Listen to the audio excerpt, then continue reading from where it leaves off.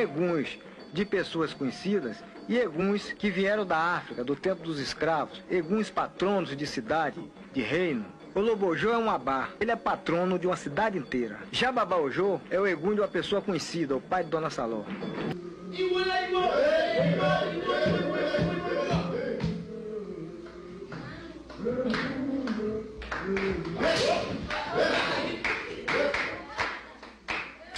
Babaonirê é o egum do finado Mário, que foi um grande ogé, e estava furioso.